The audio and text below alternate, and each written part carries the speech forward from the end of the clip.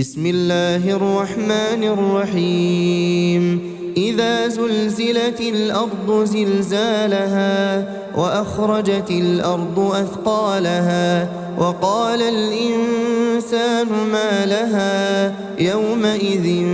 تحدث أخبارها بأن ربك أوحى لها يومئذ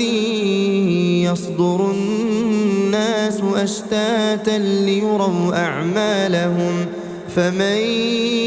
يعمل مثقال ذرة خيرا يره ومن يعمل مثقال ذرة شرا يره.